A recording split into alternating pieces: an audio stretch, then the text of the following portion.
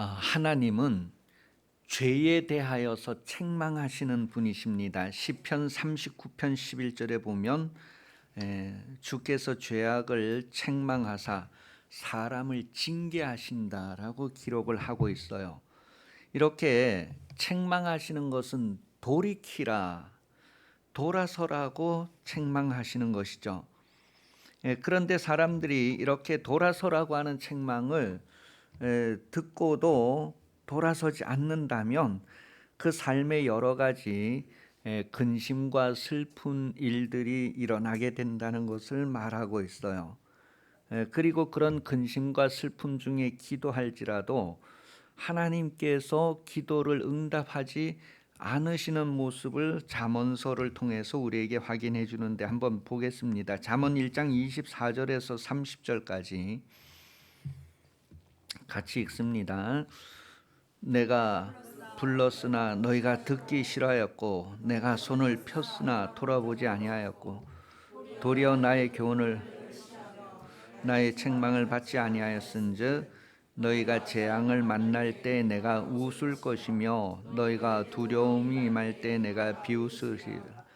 너희의 두려움이 광풍같이 임하겠고 너희의 재앙이 폭풍같이 이르겠고 너희에게 근심과 슬픔이 임하리니 그때 너희가 나를 부르리라. 그래도 내가 대답하지 아니하겠고 부지런히 나를 찾으리라. 그래도 나를 만나지 못하리니 대저 너희가 지식을 미워하며 여호와 경외하기를 즐거워하지 아니하며 나의 교훈을 받지 아니하고 나의 책망을 없인 여겼으니. 자, 이렇게 하나님께서 돌이키라고 책망하시는데 그 책망을 받지 않을 때에는 근심과 슬픔의 일들이 우리를 감싸게 되고 그러한 중에 우리가 하나님 앞에 구원을 바랄지라도 하나님이 우리를 구원하지 않으시는 그런 일이 일어난다는 거예요. 하나님이 속이 좁아서 응답하지 않는 것이 아니라 하나님께서 사람에게 대해서 안 좋은 감정이 생겨서 기도를 응답하지 않으시는 것이 아니라 그 징계를 받고도 돌이키지 않는 그 자체가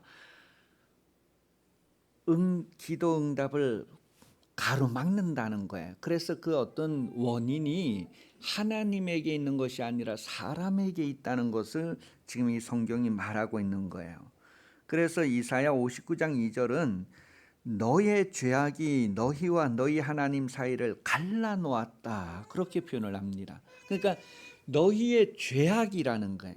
너희가 돌이키지 않고 징계를 받아도 회복하지 않는 그 원인 때문에 이 갈라짐이 생겼다는 것을 얘기하는 거예요.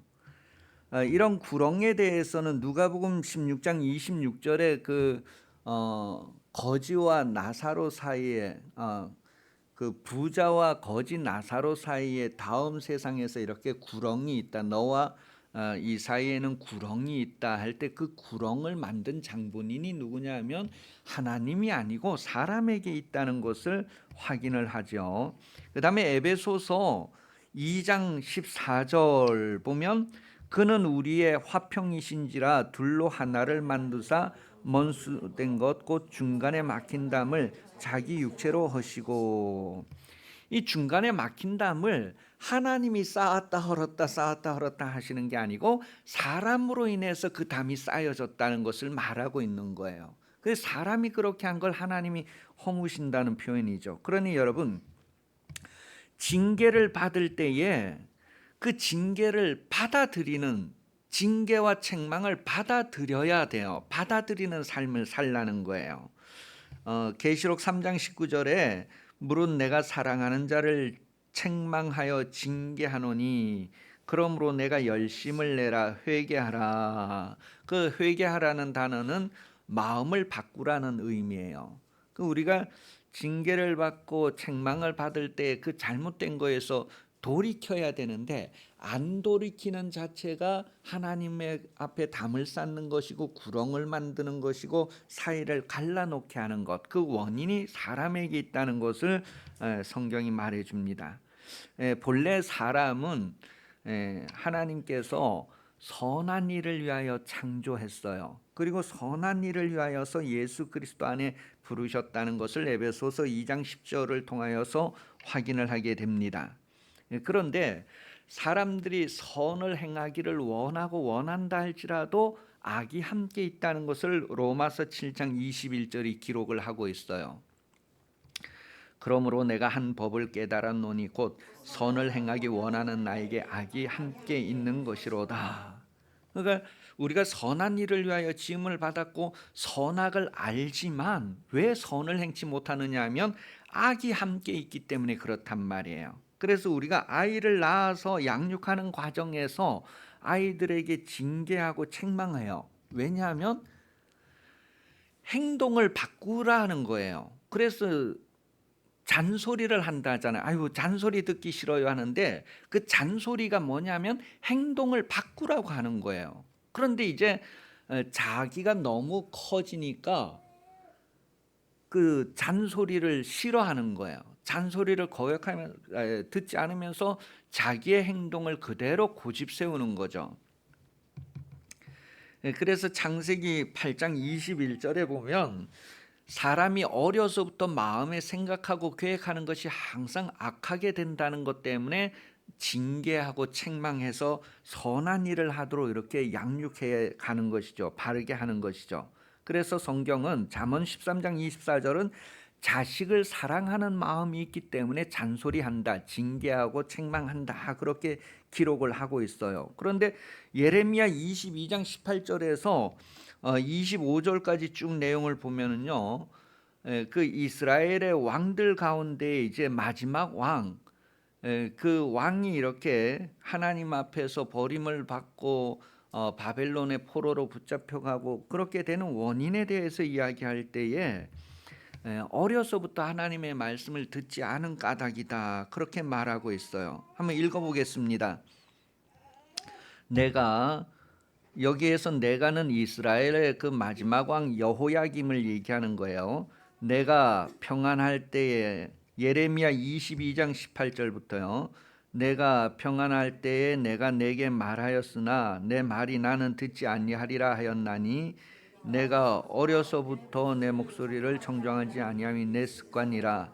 내 목자들은 다 바람에 삼켜질 것이요 너를 사랑하는 자들은 사로잡혀 가리니 그때에 내가 반드시 내 모든 악 때문에 수치와 욕을 당하리라. 레바논에 살면서 백향목에 깃들이며 여인이 해산하는 자의 고통 같은 고통이 내게 임할 때에 너의 가련함이 얼마나 심하랴. 여호와의 말씀이니라. 나의 삶으로 맹세하노니 유다 왕 여호야김의 아들 고니야가 나의 오른손에 인장반지라 할지라도 내가 빼어 내 생명을 찾는 자의 손에, 내가 두려워하는 자의 손, 그 바벨론 왕 느부갈네살의 손에, 갈대아인의 손에 줄 것이라. 그러니까 이렇게 지금 그 이스라엘의 마지막 왕에게 대해서 하는 말인데, 여호야김이 어려서부터 하나님의 말씀 청종하지 않는 습관을 들였다는 게, 그런 결과로 이제 이렇게 바벨론의 포로로 붙잡혀가고 그 여호야김의 아들, 그 아들 유다 왕 여호야김의 아들 고니야가 나의 오른손에 인장 반지라고 할지라도, 보통 인장 반지 이건 빼지 않는 거란 말이에요. 근데 그렇다 할지라도 그걸 빼버리겠다는 거예요. 그래서 이제 바벨론에 다 붙잡혀가는 그런 내용을 성경 기록하고 있어요. 하나님의 말씀을 듣고 순종하는 거가 습관이 되도록 자꾸 어려서부터 이렇게 부모를 순종하도록 양육을 하는 거예요. 그래서 부모 순종함으로 잘 훈련된 사람이 하나님을 순종하게 된다는 거죠. 이사야 53장 6절에 보면 우리는 다 양 같아서 그릇 행하여 각기 제 길로 갔거늘 그랬어요. 이 사람들의 모습이 다 그와 같다는 거예요. 양같이 다 그릇 행하여 제 길로 갔는데 예수님이 오셔서 징계하시고 책망하시고 돌이키고 돌아서라 마음을 바꾸라고 하는데도 안 바꾸는 것 때문에 하나님 사이가 갈라지고 구렁이 생기고 담이 생기게 된다는 거예요. 자, 그러니 여러분, 우리는 누구나 다 육신을 가지고 삶을 살아가면서 하나님의 징계를 받게 되고 책망을 받게 됩니다.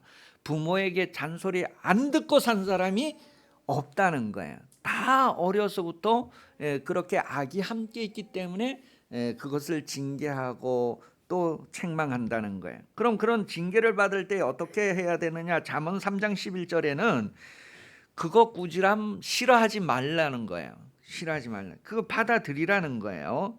만약에 안 받아들이면 수준이 어떻게 떨어지느냐 했을 때 잠언 10장 17절에서는 사람이 짐승의 수준으로 떨어진다고 표현을 하고 있어요.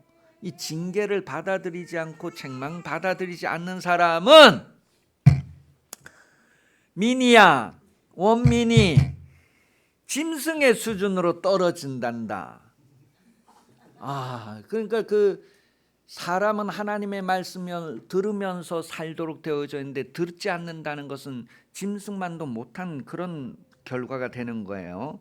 그래서 히브리서 12장 5절에 또 아들에게 권하는 것 같이 너희에게 권면하신 말씀도 잊었도다. 일렀으되 내 아들아 주의 징계하심을 경히 여기지 말며 그 꾸지람을 받을 때 낙심하지 말라. 여러분, 부모 잔소리하고 막 잘못됐다고 하면 기분 안 좋잖아요, 그죠? 그런데 성경에 보니까 마음을 떨어뜨리지 말라는 거예요. 나를 떨어뜨리기 위해서 막 이렇게 흔드는 것이 아니라 나를 든든하게 바르게 세우기 위해서 단단하게 이렇게 흔드는 과정이라는 거예요. 그러면서 히브리서 12장 11절에 보면 무릇 징계가 당시에는 즐거워 보이지 않고 슬퍼 보이나 후에 그로 말미암아 연단받은 자들은 의의 평강의 열매를 맺느니라. 이 성도 신앙생활이 정말로 의의 평강한 열매를 맺는다는 것은 이런 과정, 슬픔의 과정, 상함, 마음의 상한 과정들을 잘 견뎌내고 이렇게 잘 다듬어져서 하나님의 말씀대로 성숙하고 이랬을 때 이런 열매가 맺혀지는데, 많은 사람들이 너무 그냥 자기가 원하는 단 것만을 바라기 때문에 이런 것들이 징계가 제대로 적용이 되지 않고 책망이 제대로 적용되지 않은 삶을 살기 때문에 의의 평강한 열매가 없는 거예요. 그러니 여러분, 여러분이 정말 기도하면서라도 아주 정말 내가 듣기 싫은 말을 듣고 거기에서 내 행동을 바꾸고 그런 것들을 여러분의 의지를 가지고 선택하고 노력하고 발전하고 바꾸려고 하는 그런 삶을 하나하나 좀 이렇게 유익을 위해서, 자기의 유익을 위해서 그렇게 아주 원하고 바라고 아주 노력하는 그런 신앙생활을 하시기를 바랍니다. 이 제자들과 베드로에게도 예수님께서 막 이게 마음에 안 들 때에 막 이 사탄아 내 뒤로 물러가라. 제가 오늘 장로님 두 분에게 막 사탄아 이렇게 표현하고 뭐 그렇게 한다고 얼마나 상함이 되고 상심하겠어요. 막. 그런데 여러분, 그런 것들을 잘 견뎌내고 내 마음을 단련하고 의의 평강한 열매를 맺을 수 있는 삶은 각각 하나님 앞에서 그런 삶을 살아야 된다는 거예요. 우리가 평소에 그런 준비가 되어져 있느냐 했을 때에 그런 준비를 아주 의도적으로 노력해서 그런 과정을 거쳐서 의의 평강한 열매를 맺는 그런 신앙생활을 해야 된다는 것을 말하는 거예요. 하나님은 우리에게 계속해서, 죄인에게도 계속해서 은혜를 베푸시는 분이다라고 표현을 하는데, 느헤미야 9장 17절에요. 거역하며 주께서 그들 가운데에서 행하신 기사를 기억하지 아니하고 목을 굳게 하며 패역하여 스스로 한 우두머리를 세우고 종되었던 땅으로 돌아가자 하였나이다. 그러나 주께서는 용서하시는 하나님이시라 은혜로우시며 긍휼히 여기시며 더디 노하시며 인자가 풍부하심으로 그들을 버리지 않으시고. 그래서 40년 동안 기회를 주는 거예요. 한 세대 동안 기회를 줬는데도 그들이 하나님과의 그 멀어진 사이, 그 구렁 때문에 그 담 때문에 결국은 광야에서 끝나는 것을 우리에게 교훈을 합니다. 여러분, 우리 인생도 7, 80년 이 구렁을 메울 수 있어야 되고 이 담을 허물 수 있어야 되고 이 갈라진 것을 좁힐 수 있는 그런 기회라는 거예요. 오늘 본문에 보면 하나님은 많은 은혜들을 예수 그리스도 안에서 여러분에게 주셨다, 그렇게 표현을 하고 있어요. 그래서 은혜라고 하는 것은 예수 그리스도로 말미암아 우리에게 주신 것이다. 하나님의 은혜는 예수님 때문에 우리에게 나타나게 되었다, 그렇게 요한복음 1장 17절에 표현을 하고요.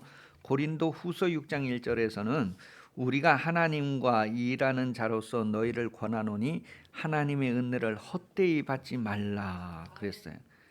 하나님의 은혜가 예수 그리스도를 통하여 우리에게 나타나는데 그것이 헛되지 않게 하라는 거예요. 하나님의 은혜를 헛되이 받아들이지 않아야 한다. 그 하나님의 은혜를 다르게 표현하면 예수 그리스도라는 거예요. 예수 그리스도를 우리가 헛되이 영접하지 않아야 된다는 거예요. 그때 그 헛되이 영접하지 않는다는 의미가 텅 비었다, 내용이 없다, 빈집, 빈 주전자, 그런 의미로 사람에게 적용될 때에는 판단력이 부족한 사람, 마음이 빈 사람, 그런 뜻이란 말이에요. 그런 사람에 대해서 야고보서 2장 20절이 정리를 해주고 있어요. 바로 행하지 않는 사람이다, 허탄한 사람이다, 그렇게 정리하고 있습니다. 왜냐하면 예수 안에서 모든 것을 주시는데 그 예수를 우리가 영접하지 않는다면, 예수가 내 안에 없다면 허탄한 사람, 행함이 없게 되고 열매가 없는 사람이 된다는 거예요. 계속해서 예수 안에는 어떠한 놀라운 은사들이 있는가 했을 때에 먼저 언변과 모든 지식에 풍족하다, 그런 표현을 하고 있어요. 언변과 모든 지식에 풍족하다 그랬을 때 이 언변, 말하는 거잖아요. 우리 뭐 말에 실수가 없으면 참 좋은데 다 말에 실수가 있단 말이에요. 이 실수를 줄일 수 있는 방법이 무엇일까요? 예수 안에 있다는 거예요. 예수 안에. 여러분이 말할 때 그 말의 실수를 없앨 수 있는 것은 예수 안에서 하나님이 주시는 은사가 그런 것들을 해결한다는 거예요. 그래서 사도행전 2장 4절에 보면 우리에게 성령을 주셔서 우리에게 말하는 것들이 달라지게 되었다라는 것을 표현해 주고 있습니다. 그 다음에 고린도전서 12장 8절 또 10절에 보면 이 지혜의 말씀을 주시고 예언하고 이러는 것들에 대해서 성령께서 이렇게 관리하시는 내용을 기록하고 있어요. 그랬더니 마가복음 16장 20절에 보면 이 제자들이 말하는 것들을 어떻게 견고하게 하나님께서 보장을 해 주셨는가 하는 것을 기록을 하고 있습니다. 여러분, 여러분이 정말 예수 안에서 여러분에게 주시는 그런 은사들을 정말로 구하시고 은혜를 구하는 그런 삶을 사십시오. 모든 은사에 부족함이 없이 재림을 기다리게 하시는 하나님의 계획이 있다는 것을 계속해서 본문에서 말하고 있어요. 은사, 여러분, 우리 신앙생활하면서 예수 그리스도 안에서 우리에게 많은 것을 은혜로 주시고 은사로 주시는데 그 은사라고 하는 것은 바로 우리가 주의 일을 하는데 필요한 것들입니다. 주의 일을 한마디로 정리한다 그러면 구원이라고 하는 것 안에 모든 것이 들어가 있는데 그 구원에 필요한 선물을 우리에게 주신다는 거예요. 그 여러분이 누군가를 구원하는 데 쓰임 받고자 할 때 여러분의 언변이라 여러분들에게 뭔가 그 말씀에 대한 아주 견고하게 해주시는 것, 이런 그런 모든 것들이 예수 안에서 여러분들에게 주어진다는 것을 말해요. 그래서 우리가 그걸 좀 구하는 삶을 살자는 거예요. 자, 이렇게 모든 은혜와 은사가 우리에게 풍부하여서 책망할 것이 없는 자로 이제 끝까지 이렇게 견고하게 세워지기를 바라는 그런 결과를 향하는 내용을 기록하는데 에베소서 5장 22절에서 28절에 그런 내용을 구체적으로 우리에게 표현을 해주고 있단 말이에요. 사랑의 실천으로 하나님의 그 말씀의 운동력이 나타나는 그런 삶을 살아야 된다고 하는 거예요. 사랑의 실천을 얘기해요. 읽어보겠습니다. 아내들이여 자기 남편에게 복종하기를 주께 하듯 하라. 이는 남편이 아내의 머리됨이 그리스도께서 교회의 머리됨과 같음이니 그가 바로 몸의 구주시라. 그러므로 교회가 그리스도에게 하듯 아내들도 범사에 자기 남편에게 복종할지니라. 남편들아 아내 사랑하기를 그리스도께서 교회를 사랑하시고 그 교회를 위하여 자신을 주신같이 하라. 이는 물로 씻어 말씀으로 깨끗하게 하사 거룩하게 하시고 자기 앞에 영광스러운 교회는 티나 주름 잡힌 것이나 이런 것들이 없이 거룩하고 흠이 없게 하려 하심이라. 이와 같이 남편들도 자기 아내 사랑하기를 자기 자신같이 할지니 자기 아내를 사랑하는 자는 자기를 사랑하는 것이니라. 하나님 앞에 흠과 점과 티가 없이 서게 하려고 계속해서 사랑으로서 이렇게 은혜를 베푸는 모습을 주님이 교회에게, 남편이 아내에게, 또 아내가 남편에게 그런 것으로 이렇게 표현을 하고 있어요. 여러분, 이러한 일들이 여러분에게 계속 끊이지 않고 풍성하게 일어나면서 여러분이 정말 성숙되기를 바라시기 때문에 하나님은 여러분이 예수 그리스도와 계속 교제하기를 원하신다고 마지막 부분에 표현하죠. 예수 그리스도와 교제한다는 것은 자꾸 사귀면은 예수 그리스도와 같이 되어 갈 수 있다는 거예요. 그래서 먹을 가까이 하면 먹이 붙는다. 그래서 그 내자를 쓰는 사람을 유식한 사람이라고 하잖아요. 그죠? 금묵자흑 그런단 말이에요. 그러니까 여러분, 하나님은 여러분을 계속해서 불러서 예수 그리스도와 교제하게 하셔서 여러분이 예수 그리스도의 장성한 분량에 이르러 가게 하시는 분이란 말이에요. 그렇게 하면서까지 여러분이 하나님 나라에 들어가기를 바라시는 분. 그래서 그 하나님은 우리가 믿을 만한 분이다, 믿부시다, 그렇게 마지막 부분에 표현을 하고 있어요. 성경은 계속해서 이제 여러 곳에서 하나님께서 여러분이 좀 온전해지기를 바라는 그런 내용을 간절하게 담고 있어요. 그런 말씀이 여러분에게서 이루어지기를 구하는 삶을 사십시오. 이 말씀들이 나에게서 이루어지고 우리 가족에게도 이루어지게 해주세요. 우리 성도들의 그 환경에서 다 이루어지게 해주세요. 그런 기도의 지경을 좀 넓혀갈 수 있기를 예수님 이름으로 축복합니다. 기도하겠습니다. 하나님 아버지, 우리를 사랑하시고 우리가 하나님 앞에 책망받을 것이 없는 자로 서게 하시기를 준비하시고 일하시는 하나님, 우리가 이것을 깨달아 알고 우리의 의지를 가지고 또한 받아들이고 영접하고 우리 안에 선한 것을 가득하게 하여서 선한 일에 열심하고 선한 일에 열매를 맺는 삶이 되게 하여 주시옵소서. 다시 오실 주님 앞에 우리의 선함이 가득함으로 결실함이 드러나는 생활 되게 해주시기를 간절히 원합니다. 우리 자신이 의지를 가지고 노력하게 하시고 우리 가정에, 우리 이웃 주변에 이와 같은 일들이 일어날 수 있도록 무엇을 구하여야 할 것을 알게 하시고 우리가 더욱 힘써 기도하며 결실을 만들어가는 삶을 성공하게 하여 주옵소서.